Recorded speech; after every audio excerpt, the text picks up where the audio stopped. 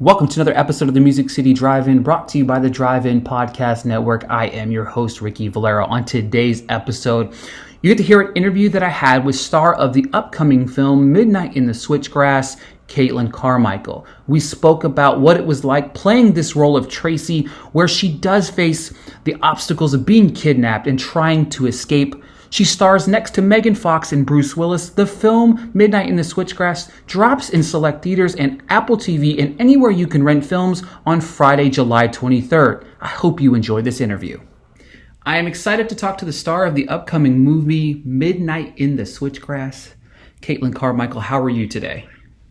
I'm doing amazing. Thank you so much. Before we dive into the new movie, I'd like to kind of make you pick your brain a little bit. What was your first job in the movie industry? My first job in the movie industry, my first role was actually playing Jenny McCarthy's daughter in her web series In the Motherhood. It was my first audition, and I ended up booking it, actually. It was a wonderful experience. So in Midnight in the Switchgrass, you play Tracey, a victim of being kidnapped by a serial killer. What attracted you to this role? Well, this story is based on real events, and in 2009, the FBI launched the Highway Serial Killings Initiative. So knowing that we had this framework to shape our narrative of this sense of truth surrounding everything was very compelling to me, and I felt a huge responsibility when playing Tracey to give the most authentic performance possible, because she really serves as a symbol for the thousands of missing girls whose stories we've never heard. For sure. And once I found out it was a true story, I was like, whoa, obviously it brings an extra layer of compellingness to the story, right? Right, and an extra layer of fear, I guess, that can really be contagious for the audience. So to me, at least, whenever I see something is based on a true story, it instantly impacts me more. For sure.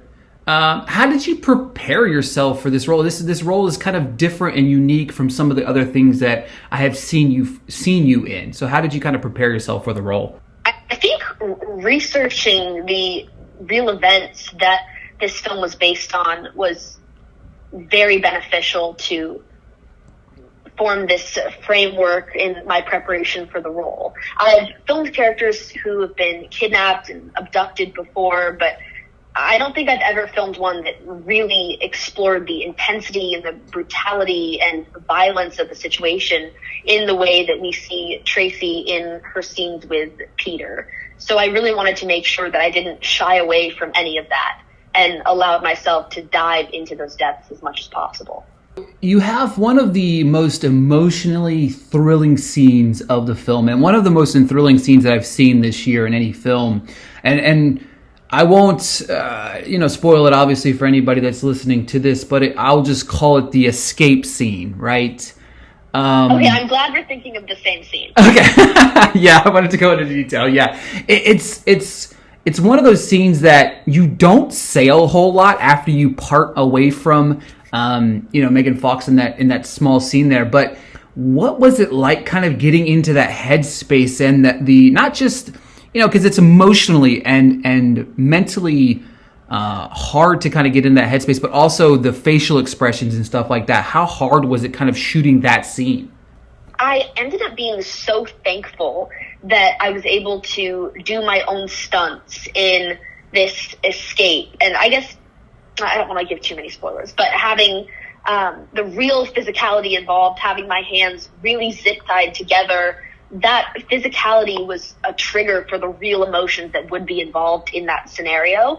And myself as Caitlin, as I was determined to escape and feeling the struggle and the fear of failure and what if I can't do this, and then started thinking in my head, oh my gosh, if I was kidnapped, would I actually be able to escape?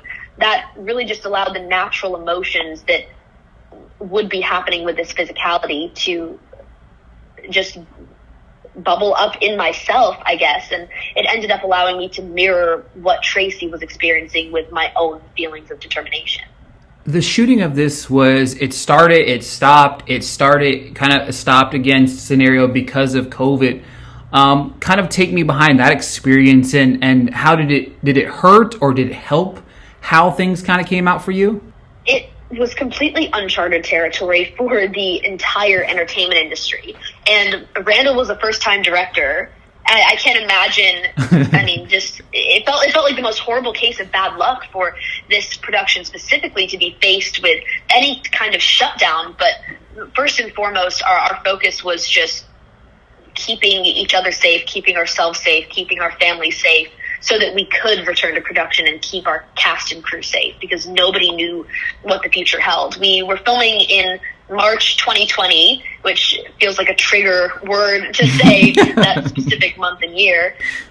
We were filming in March in Puerto Rico when things started to shut down back in Los Angeles, and people were asking me if they needed to buy us toilet paper. And I was like, are you crazy? Why are people sending me photos of long lines at Costco? What is happening here? We felt so safe and secluded at our resort in Puerto Rico where we were filming, and then a cruise ship docked in Puerto Rico, and COVID ran rampant on the island. We ended up having to shut down just to prioritize the safety of our cast and crew. We all told each other, we'll see you in 2 weeks.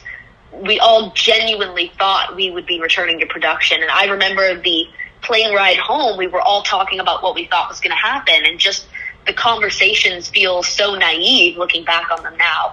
We were able to return to Puerto Rico in the beginning of July of 2020, and we got there and had extended periods of rehearsal time and additional table reads just to really grow in our characters and get back into their shoes and focus on our prep work. And then the Puerto Rican government ran out of COVID tests. They were basically only able to test symptomatic people, so our crew and cast were unable to be tested every 48 hours like we needed to be to comply with our union's rules that allowed us to go back to work safely. Ended up having to shut down for a second time just to prioritize our cast and crew safety again, especially those who were living in Puerto Rico. And in September, we finally were able to finish production up in Santa Ynez, California, where we quarantined our entire cast and crew on a ranch. And it was a complete bubble. Once you entered, you weren't able to leave the bubble again. It was very intense, but I think it made the filming process a lot more rewarding, and every moment in front of the camera felt a lot more special. And I'm certain that kind of enhanced the relationships between everybody in the cast and crew, because it's a very sensitive thing kind of going on within society, but it kind of grows you guys together because it's a tight-knit group versus maybe normally you're typically with 100, 150 people on a set and stuff like that, correct? Absolutely. It's so interesting to me that you picked up on that, because it's something that I would have not have been able to predict it at all. But it ended up being a blessing in disguise that we were able to really grow as an ensemble and have an extended amount of time to get to know each other and develop that chemistry with each other. I think for myself, and especially with Lukas Haas, who is playing Peter, my kidnapper, developing that off-camera chemistry allowed us to really dive into the intensity and violence of our moments in front of the camera when we were able to go back to film. So this cast is loaded from top to bottom, with yourself included. What is it like working with the likes of like a Bruce Willis and Megan Fox? And I know your screen time with the pair is not in depth, but what was that kind of like for you? I mean, we have an amazing ensemble, and it's an incredible cast to get to stand alongside and be associated with in a movie like this. I found it very inspiring to observe these actors' undying loyalty to their characters in the midst of the multiple shutdowns and in light of the pandemic. They all stuck with our director unrelentlessly, and they persevered through these completely uncharted times. And Megan, Bruce, Lukas, and Emile, they had such a passion for bringing this story to life, and it was so contagious throughout our entire cast and crew. And I think that not only did it make the filming process more special when we were finally able to complete the film, but it feels incredibly rewarding and accomplishing that the movie is coming out next week. So I would be crazy not to ask. In my research, I see that you are the West Coast Teen Ambassador for American Cancer Society, highlighted by Research Hirsch, which empowers girls in STEM programs and funds female scientists in cancer research. How did you get involved in that, and what kind of sparked your interest in that? My mom is a breast cancer survivor, almost 7 years in remission. And after she was diagnosed, I was really able to observe how she spun her perspective of her journey from a tragic experience to something positive that she could use to help other people along their cancer journeys and develop a connection with fellow survivors and helping other women going through the same thing. And that really inspired me to start working with ACS in the first place. I became the West Coast Teen Ambassador, and in that platform, I am able to promote the importance of cancer screenings, to promote early detection, and really showcase the importance of healthy lifestyles. We launched the Research Hers campaign to fund female scientists in cancer research after noticing how many female scientists were feeling invalidated and their work was being discredited due to a lack of funding at the American Cancer Society. So this initiative in particular is funding research just for female scientists in the cancer research field in particular. And in the process of doing so is inspiring young girls in STEM programs, like you said. So it's something I'm very proud to be a part of, for sure.